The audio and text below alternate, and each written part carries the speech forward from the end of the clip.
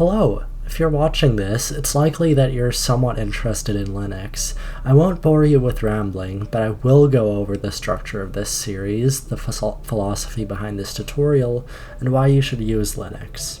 Before anything else, you're probably thinking, why should I use Linux, or it's too technical for me. I can't change your mind, but I can say that I'm sure that anybody can understand this tutorial. First off, this tutorial will be split into 5 parts, each covering different aspects for different users. Unless you essentially live on your computer, you shouldn't need to watch all 5 parts. Only the first part is essential for everyone. The parts are as follows: Essentials, describing the installation process and essentially serving as an orientation for the operating system. Second, Students, which goes over software specific for students, though the software may be used in other fields. Third, Casual Work, which I hope is self-explanatory. Fourth, Gaming, which covers how to play games on Linux, with some limitations of course. Fifth, Light Theming, which covers making Linux pretty, though of course there are countably infinite ways to do this. Now, this tutorial was made with essentially every person on Earth in mind. What that means is that I'll be describing exactly how we're doing everything and why in the simplest terms possible. For all intents and purposes, I will be assuming that you do not know how to use a computer at all. This is not done to degrade the viewer, but to provide the highest possible degree of information. Lastly, before we get into this tutorial, if you're still on the fence about why you should use Linux, here's a few reasons. First off, Microsoft has been killing SSDs with their recent updates. Their CEO openly endorses using AI for the code used to make Windows, which has essentially turned it into a bloated mess. If app compatibility is a concern for you, generally it should only be so if you use Adobe products or play highly competitive games such as Valorant or Fortnite. Almost every Windows app has been ported to Linux or has a better Linux alternative. Alongside this, installing and removing apps is much easier on Linux. It can essentially be done with a command, which only takes a few seconds, and is super easy. Furthermore, it's better for lower-end machines due to using a lower amount of resources, meaning it could vastly improve the performance of your computer. Now, if you still want to stay on Windows for whatever reason, by all means do so. I'm not forcing you. But for those who do want to use Linux, let's get into the tutorial. Now, when you hear Linux, you may think of a specific operating system, the system that runs while the computer is being used, just named Linux. This is a view that I had too, but is not an accurate way of describing Linux. Linux is a kernel, the most essential part of an operating system which provides most functionality. Many individuals, groups, and companies have built upon Linux to create operating systems for various needs.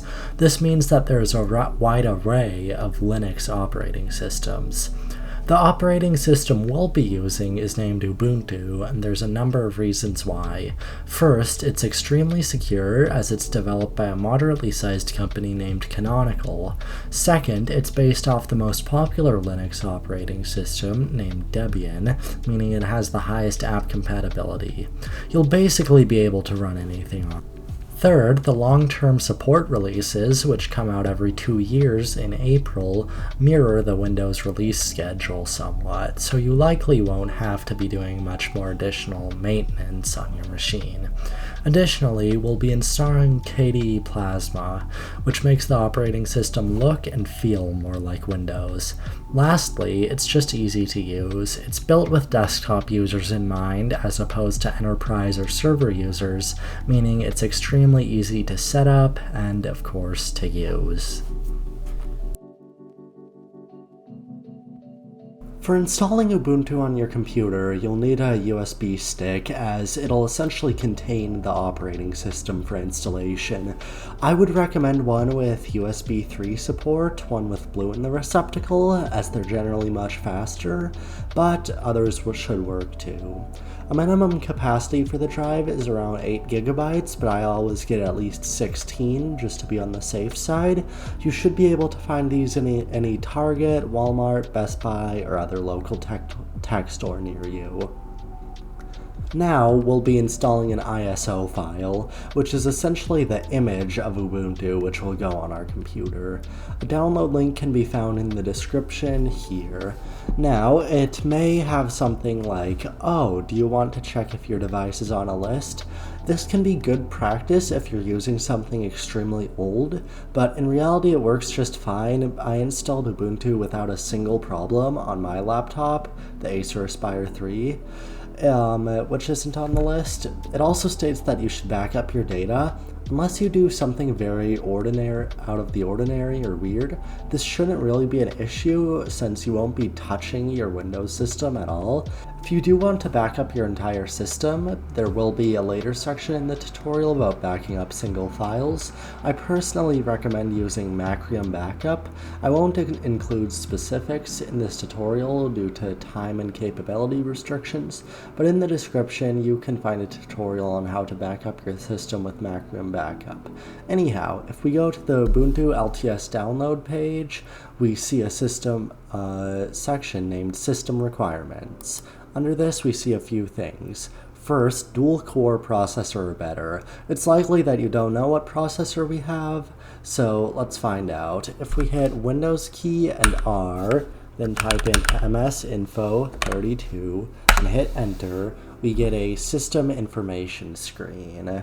If we look on the right, we see the section named processor. It likely tells you the speed here, as it does for me.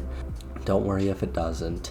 Now, we need to Google how many cores the processor has. Just simply enter this processor name into Google if it doesn't say here, and if it's greater than 2, that's great. Next, for system memory, this can also be found in msinfo32. If we simply go here, you can see a whole bunch of stuff about memory. You don't really need to worry about all of this, just as long as all of the values are at or around, or above, of course, the minimum. For the free space requirement, we simply need to go to File Explorer, go to this PC, and look at the amount of space that's available on the C drive. If you're replacing your Windows system entirely and you don't want to dual boot Windows alongside Linux, you don't really need to worry about this number at all, of course, as long as it's above 25 free gigabytes. Before we finally click the download button, we need to just make sure that our system type says x64 based PC, because obviously 64-bit architecture right here. So let's click download. Alright, so once you have your ISO installed, we're going to need to download a program named Balna Etcher. This will essentially put the image of the operating system onto your USB stick, and it will wipe all data on the USB stick, so please remove any sensitive files before you do this process. It's also important to note that Balna Etcher will not erase any data on other hard drives if that's something you're concerned about. So simply click download on the Balna Etcher website, click next to the Windows option, it'll download here. Once we're in Balna Etcher, we're going to click Flash from File, we're going to go to Downloads, Ubuntu 24043, that's what we downloaded. We're going to select Target. Just make sure you don't choose anything that's like a large drive. It'll probably say USB device or something like it does for me. Then we're just going to hit that, select one, flash. 11 minutes later. Alright, so once it's done, it may say like you need to format the disk in drive E before you can use it. Just ignore that, it's fine, just trust me. Okay, so once that's done, you can simply exit out of Balna Etcher.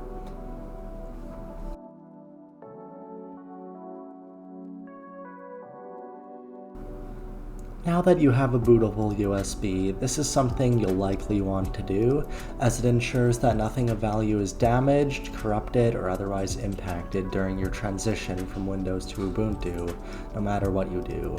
As from before, feel free to use a USB stick, external hard drive, like a USB stick, but much faster and more expensive, but also larger storage capacity for this. Now, simply gather all your important files. I just have a folder named Files, and drag them to the drive. We'll transfer them off later once we're on Ubuntu. After this, I do recommend unplugging your drive until we're actually on Ubuntu in order to make sure they aren't impacted in any way.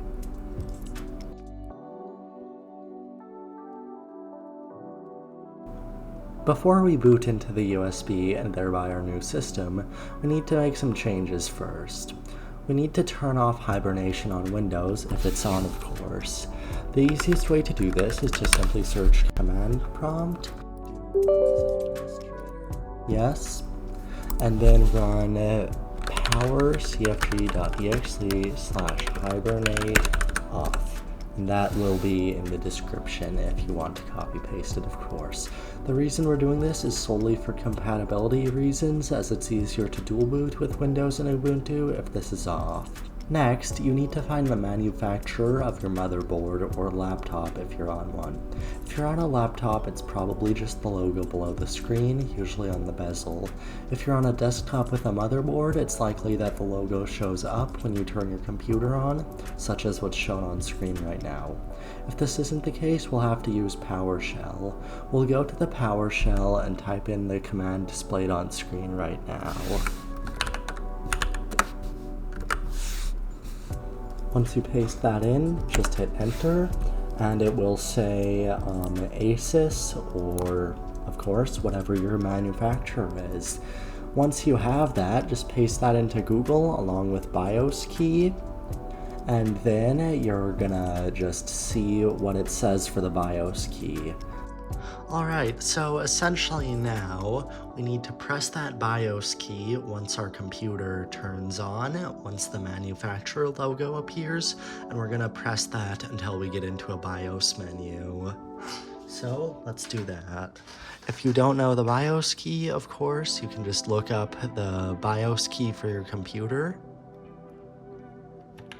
So for me it's delete, so I'm gonna be pressing delete until it lets me in.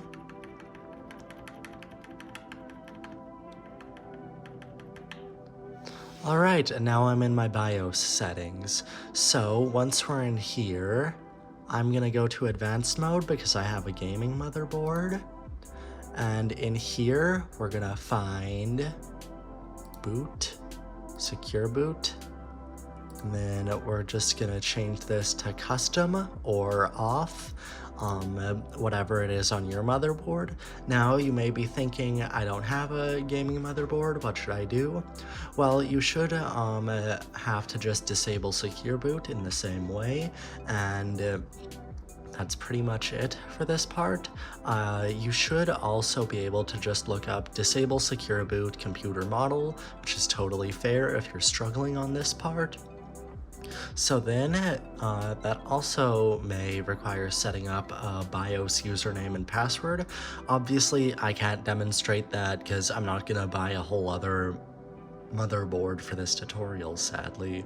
So I'm just gonna go back here, and then you may have to do this on BIOS navigation with your keyboard and mouse if you're on a non-gaming motherboard.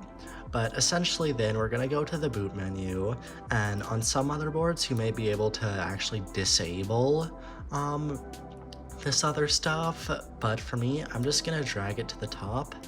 Then I'll hit boot menu. You might have to do save and exit, but there should be something similar on every motherboard. Then we're just gonna do F8, and then we're gonna click UEFI. It should always say UEFI. If it doesn't, don't worry too much, but we just have to click on that. Then we'll be in here. We have to do try or install Ubuntu right there. We're just gonna click enter.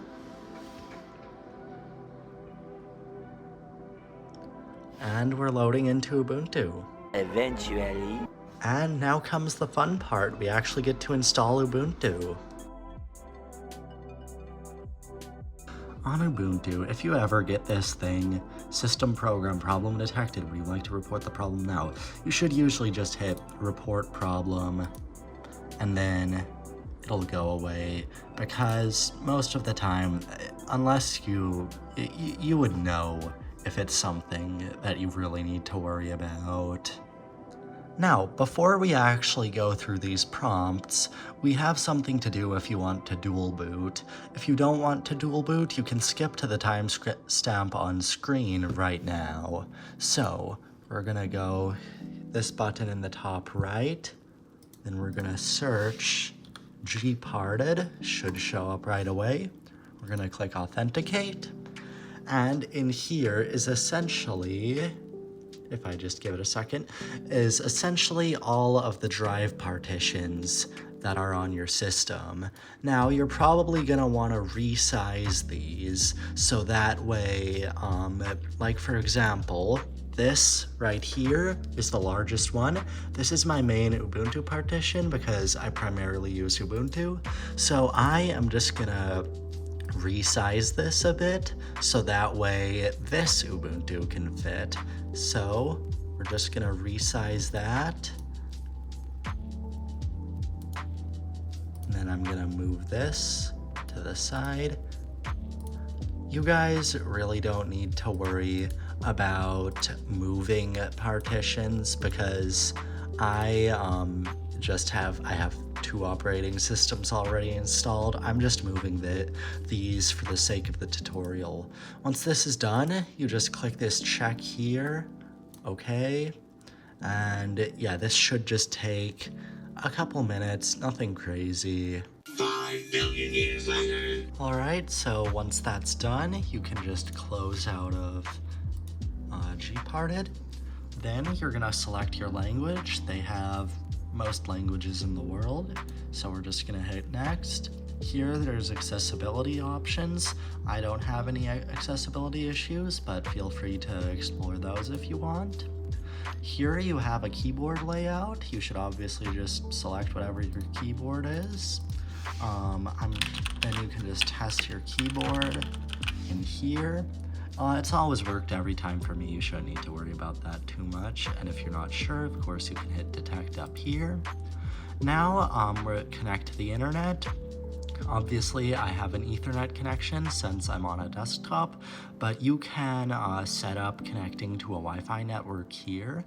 If you don't want to connect to the internet, you may have issues installing some drivers. I would just recommend doing this when you have access to the internet on your computer, whether it be Wi-Fi or Ethernet. If it says there's an update for the installer, just ignore it. I ignore it every time. Skip. We're gonna do install Ubuntu unless you just decide not to at this point, which is perfectly fine. So install Ubuntu. We're gonna do the interactive installation. Then here we're gonna choose the extended selection since this will basically have almost all of the same tools that Windows does, and we just want to get a good head start. So we're gonna click next. Here, we're just gonna click yes on both of these. This will just maximize your compatibility with pretty much everything. Just makes your life a little easier. And that may take some time to install. 5 minutes later. Alright, and for me, it'll say install Ubuntu alongside other partitions. For you, it should just say install Ubuntu alongside Windows. Now, if you want to erase your entire everything and just start fresh from Ubuntu, you select this. I'm not selecting that. Click next. Now, I'll just do my name as test. Then I'm just gonna change this to you can really just change this to whatever you want, but this is just what I like to name mine. Now we're gonna need a password. This is mandatory, so I'm just gonna enter in a nice short password. You should make this something, don't make it like 100 characters long, because you're gonna need to be entering this a lot. So really just keep it simple, but keep it secure. We're gonna hit next. This should automatically detect your time zone. We're gonna do next. And we're gonna hit install. This should take some time. If you go here, you can see that it's at least working. I am gonna skip ahead to when it's done. So much later that the old narrator got tired of waiting and they had to hire a new one. So I apologize for just having an image, I forgot to record this part, but once you're here you can hit continue testing to keep playing around within the USB, or you can click restart now to reboot. Now, as we boot again, we'll see that we're greeted by grub. So this will automatically select the top option after about 10 seconds, and you can choose what you want with up and down. This is my main Ubuntu install, and then you can see Windows, of course. I'm just gonna choose Ubuntu because that's what we're going into, and you choose it by simply hitting enter. Now that we're in Ubuntu, I'd like to just say that you can always get help on the Ubuntu Reddit, Discord server, and more places. You should always go in there if something is broken. I've spoken in these communities myself, and they're very friendly, so absolutely don't be afraid to ask. Once we're in Ubuntu, just sign in. I already did that because I need to record, obviously. And then I recommend clicking next and enabling Ubuntu Pro for this machine, as it enables longer updates. I won't do this myself because I don't want to sign up for this machine. I'm not going to be using it after the tutorial, but it's free and super intuitive. Now, so I'll just click skip, and then here you can decide if you want to share system data with the Ubuntu team.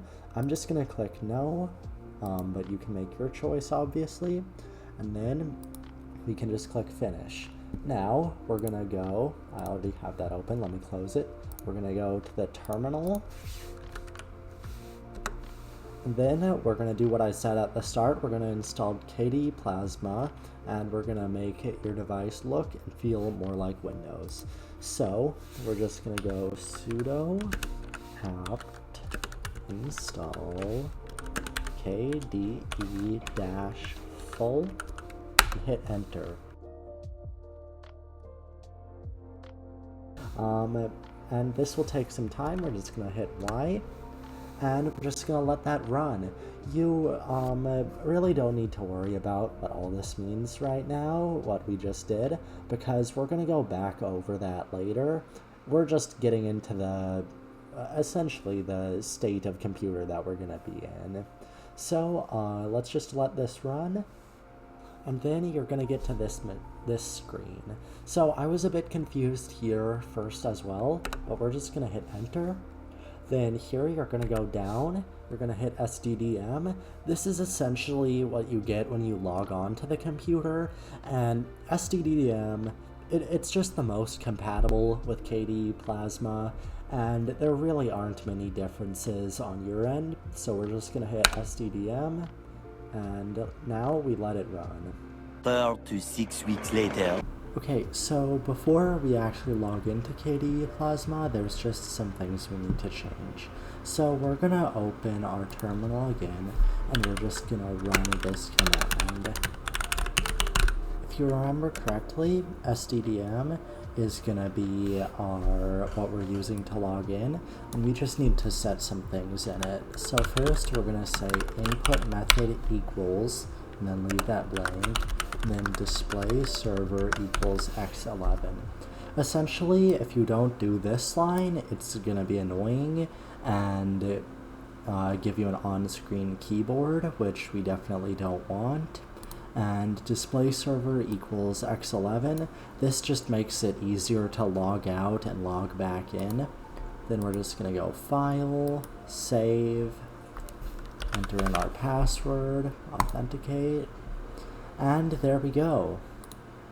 So once we've done that, we can just go up here, hit the power button. Don't hit the lock button because that's a different mechanism. So we're gonna hit the power button, log out,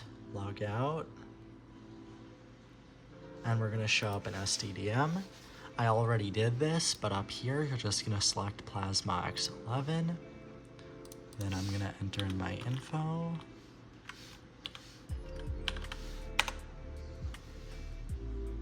And we're officially in KDE Plasma. So now that we're in this system, we can overview some basic functionalities in apps. The way this functions is very similar to Windows, but I'll do my best to go over everything. If you want more advanced modification of the visuals, I'll go over that later in the video. First off, we have our application launcher in the bottom left. This is essentially the same as the start menu in Windows and is very intuitive to navigate around. To the right, we have a bar of pinned apps. This works pretty much the same way as Windows. You can pin and unpin stuff, so you don't have to worry about it too much. On the far right is the system tray. This contains a ton of useful information about the networks you're connected to, the date and time, and over here you can peek at your desktop. This is intuitive enough, but you can add more to it. If you right-click and then do Add Widgets, you can search for stuff. For example, if I want to do Bluetooth, I can search Bluetooth and add that like that.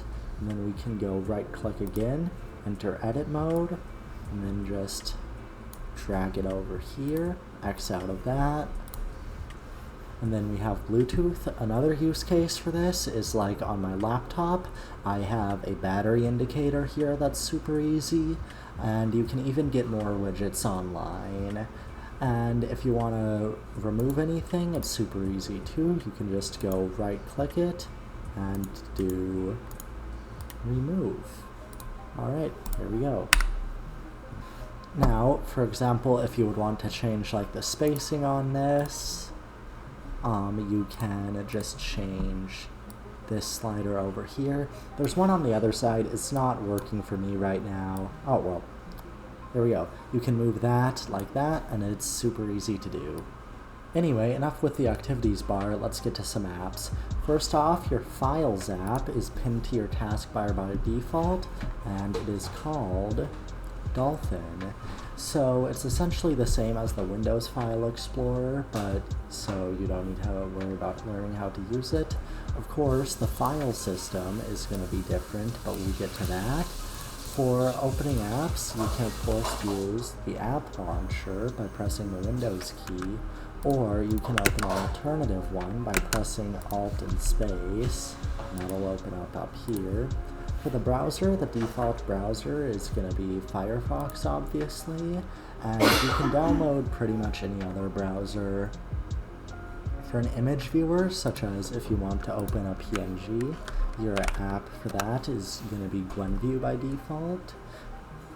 For a video player, the default is going to be Dragon Player, and if you want more advanced functionality, this can be swapped out later, but generally it is a great piece of software. And additionally, I forgot to say about GwenView, it does offer a bunch of editing tools, annotating images. It's a very versatile piece of software. For a text editor, as we used earlier, we have Kate. It can also be used as like a code editor. You can use it to take notes. It's very versatile. It has a lot of tools, as you can see up above. If you need to look for anything else ever, you can always just look down here and you can see a bunch of utilities for pretty much whatever you'll need. There's Office, Science Math, Settings, System, Utilities. Yeah, you get the gist of it. Now, I'll go over the Linux file system.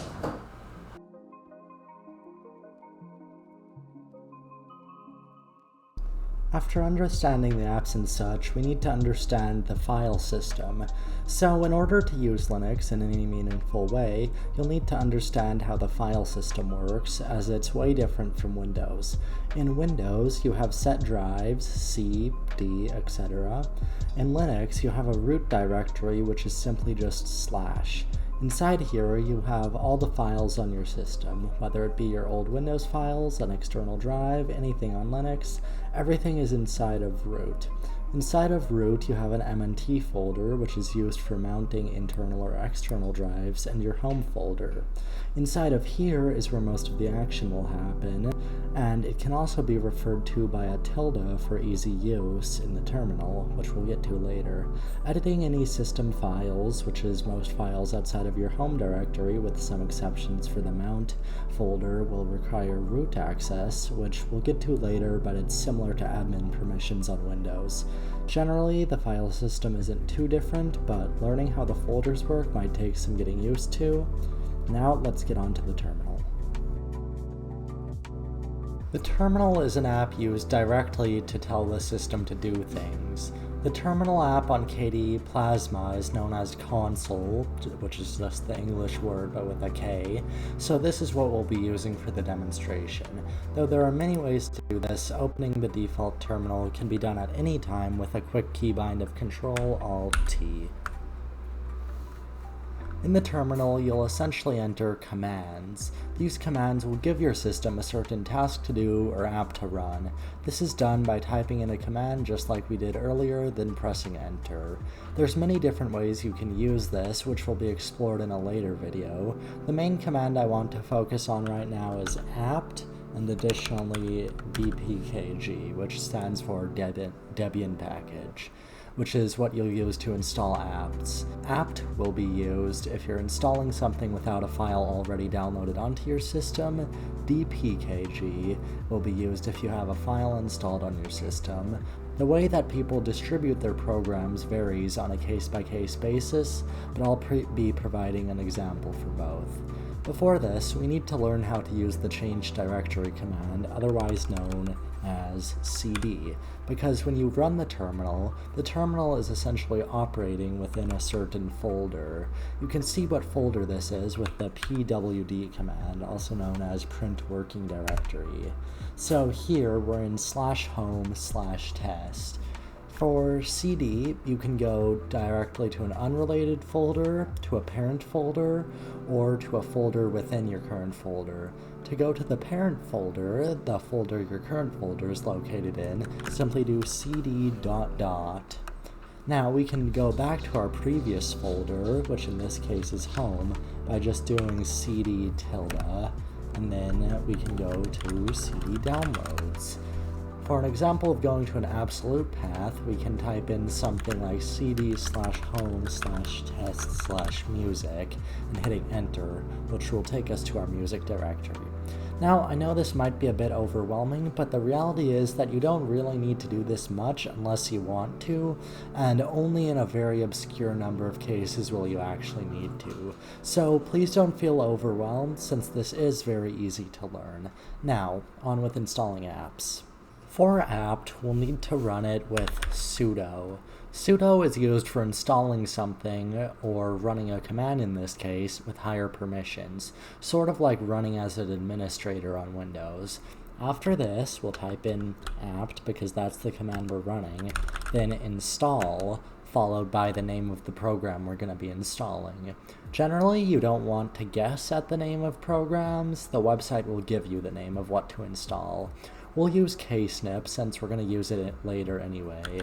So we'll just type in ksnip, then we'll ask for our password, we hit enter, and then if the file is over a certain size, or if the app is over a certain size, it'll prompt you, I believe about here, do you want to continue with this? Then you would just type in Y or N, and then hit enter. Now, to remove a program, we can do sudo apt purge. There is a command for remove, but purge is just better because it gets rid of absolutely everything related to this. So for this example, we're going to do KDE-spectacle, The program we're actually doing this on is called just Spectacle, but it has a different package name. If you want to find that, generally you can Google it. So we're just going to hit enter, and then, oh, here's that prompt I told you about. And I'd also like to note, if you ran a sudo, I believe it's within the last 15 minutes, but don't quote me on that, then it'll save the password for your next time. So we're just going to hit Y, and now KDE Spectacle is gone. So then if we want to do something like the package was broken when we first installed it, we would do this with the package, and then we would do sudo apt fix broken install fix broken install KDE Spectacle. And then this is how you would fix it if it was broken for whatever reason when you first installed it. Now we need to go over updating your system. There isn't one command for this, there's actually two. First is sudo apt update, and we can run that, and it essentially grabs from apt a list of the current versions of apps. So we'll run that. Second is apt upgrade, and it essentially actually downloads from apt the newest versions of the updates. So this is generally run after update, not before, and I'm not going to do this right now because this can take a long time and I don't have a reason to do it for this tutorial. I generally recommend doing this once per week, but it's okay if you put it off more. And if something ever breaks suddenly on your system, like your display is weird or your internet stops working, this is a great first thing to try. So when you're updating your system entirely, such as from Ubuntu 24, what we're on, to Ubuntu 26, which will release next April, we're going to run do release update. Obviously, I can't demonstrate this now since I'm on the latest version right now. For dpkg, we're going to use Discord as an example. So I already downloaded it from the site. It's very intuitive to do this. It's just like downloading a normal program. So then we're going to do sudo dpkg-i. Now this -i is essentially a flag which tells the command to do something with a certain sub-action. In this case, -i is just for installing a package. Now, you can hit the tab key on your keyboard to select the Discord file, but if I had multiple things in this folder, let's just say I had like, I don't know, dove.png, if I go to do, it won't work. The first letter has to match, then I can do select Discord. And there we go, that's installed now, and if I want to remove it, I can do sudo dpkg-p discord, and now it's removed. So it's super fast and easy once you already have the file on your system. Now, if you want to learn more about a command, you can simply type man next to the command name.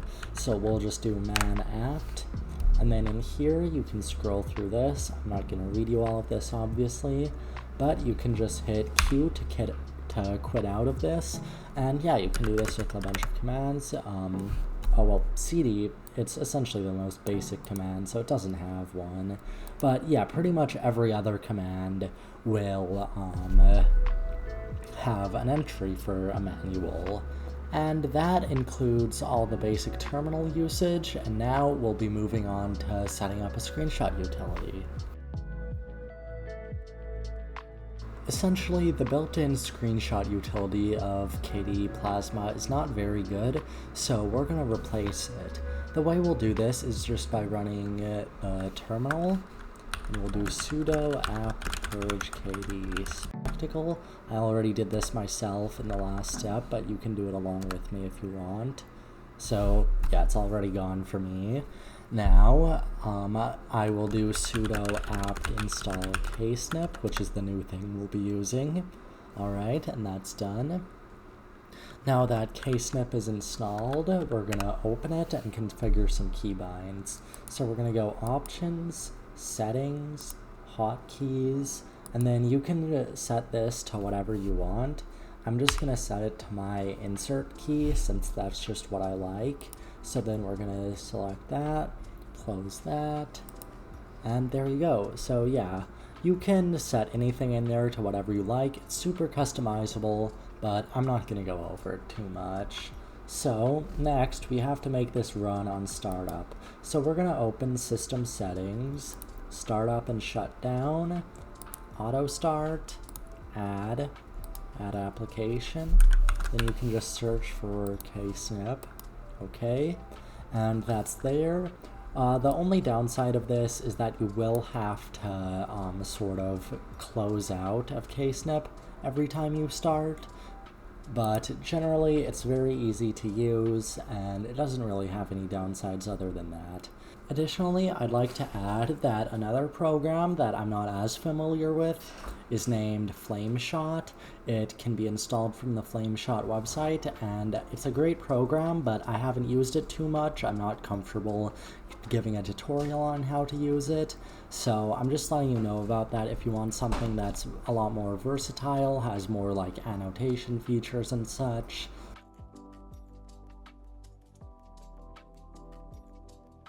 Flatpaks are an amazing way of installing apps. They essentially work on all operating systems and contain a wide variety of apps. So here's just a quick portion of the tutorial dedicated to showing you how to install these. So first, we just need to run a few commands. As always, they'll be in the description of the video too. First, we just need to run sudo apt install flatpak. Enter in our password, hit yes. Alright, now that's done, so we just need to restart our system. 1 minute, 37 seconds later. So now that we've restarted our system, we just need to do one more thing. There's a command you need to paste in order to actually get the apps from FlatHub, which is essentially like the App Store. So we're just gonna paste that in with Control-Shift-V, which that's a good time to mention. That's how you do that. So we're gonna do Control-Shift-V. Enter in our password, and there we go. Now we have Flatpak with FlatHub installed. So on FlatHub, you're just going to go to flathub.org, type in whatever you need to install. In this case, I'm doing Signal, but there's a ton of stuff on here. So we're just going to do that, paste that in, yes. Then it's going to ask if I want to install all this. We're just going to hit yes to make it easy. And I just want to add, generally I don't like clicking install because it gives you a weird file, and it's just annoying to open. This is the most quick, easy, and intuitive way to do it in my opinion, but if you want to do this, feel free to. So next we just need to go over a couple other things. So if we do flatpak list, we're going to see all of the Flatpaks we have installed. So we have Signal, we have some desktop themes, and generally it will install things that might just be dependencies for the main things you download. So then if we do flatpak remove org.signal.signal, that's going to remove it. I'm not going to actually do that. And then also if you do flatpak update, it will go through the stuff on your system and see if you actually have any that need to be updated. And I would also like to add, if you ever get stuck on the terminal, you can just do a Control-C, and that will exit you out of whatever current program you're in. So like right there, I got stuck in Flatpak Update, so I just hit Control-C at the end, and that got me out of it. So one other thing I want to go over real quick is an application type called AppImages. This is essentially like a .deb file, which allows you to install an app upon downloading it. So basically, this is just an example one I have. It's called Helium, it's a browser, and it'll always say Linux AppImage 64-bit, something like that. It'll have AppImage, that's the important part. So I already downloaded this, and now you might think, okay, I have this, so what do I do with this exactly? Well, that's what I'll talk to you about. So we're gonna download something called AppImage Launcher. I already downloaded this. I'll keep a link in the description, of course, but you're just gonna download the one ending in amd64.deb, and then I already have that done, of course. So let's go here and cd into our downloads folder. Make that real big here. So cd downloads.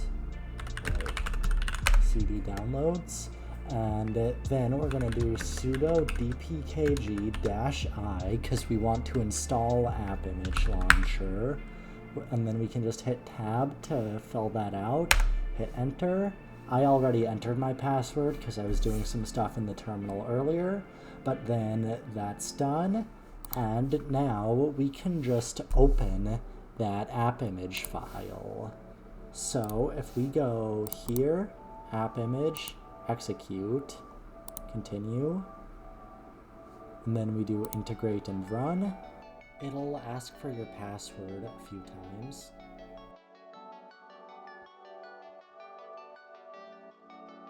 But then, there we go, we have Helium installed. And yeah, that's it. That's super easy to do, and this is the easiest way to install AppImage files. Yeah.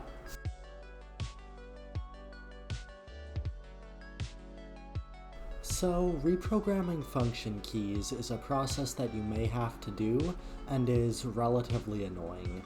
Regardless, let's just go through it.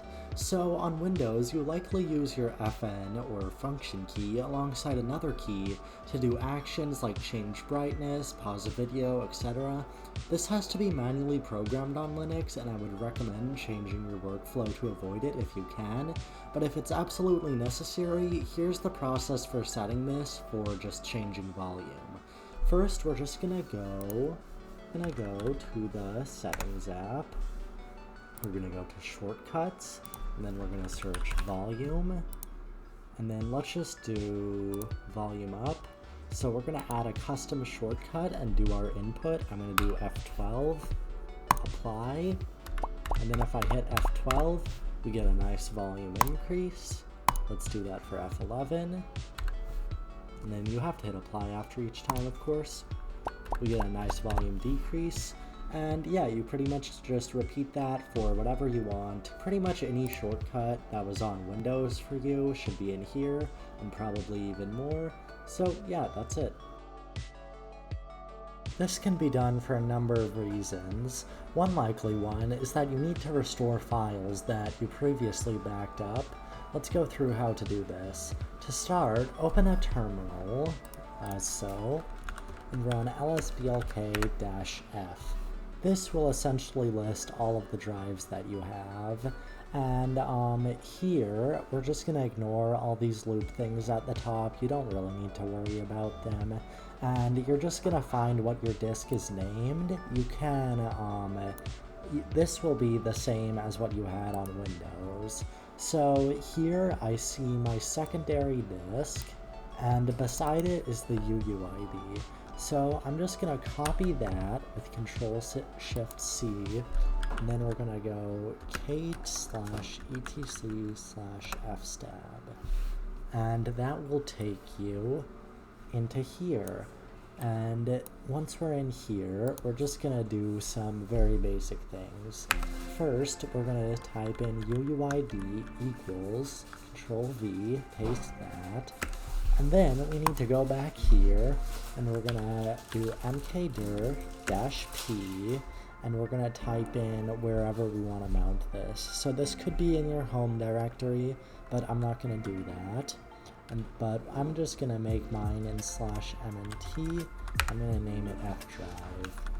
And I did that on purpose because I want to show If you ever have this where you need to run a previous command with sudo, it'll say permission denied, and then you can just do sudo ! And it'll run the previous command as sudo. Super useful. And then we're just gonna do a simple, we're gonna do /mnt/fdrive. So that's what we did here. If you did it in your home directory, it would obviously be something else. Then we're just gonna say ntfs, and then we're gonna do /3g, since those are the proper drivers for working with this. Then we're just going to say defaults 00. This is essentially just compatibility stuff. You don't really need to worry about it too much. Then we're just going to do Control S to save. It'll ask for your password because it's a system file. And then we're just going to do sudo mount-a to make sure it works. And then we're going to go cd into there, and then if that worked, we can just do ls to see all the files in there. Obviously, I'm going to censor mine, but it'll just list out some files and folders, and if that works properly and all looks good, then you're ready to go, and you can reboot your computer, and everything should be right there. And if there's any errors after sudo mount-a, you don't need to worry about this error I got, but if there's any other errors, you're going to need to go back into here and correct any typos you made, since that's really the only reason that this should happen. Before this part of the tutorial ends, I'd like to just give some pieces of advice. First, avoid downloading apps with snaps. This would involve something like running sudo snap install AppName into the terminal. The app compatibility is generally very bad, and you're likely to run into a hefty amount of bugs. Despite this, some apps are only available as snaps, but you should try Flatpak or apt first to minimize bugs. Second, I've left some nice resources in the description for continuing onwards from here. Of course, I will be making more parts to this series, so please stay tuned for those, as they are recommended viewing. Lastly, genuinely, from the bottom of my heart, thank you for watching. I put a lot of effort into this video, and if it gets even one person a little closer to understanding Linux, I will be very happy. And I hope you all have a good day or night.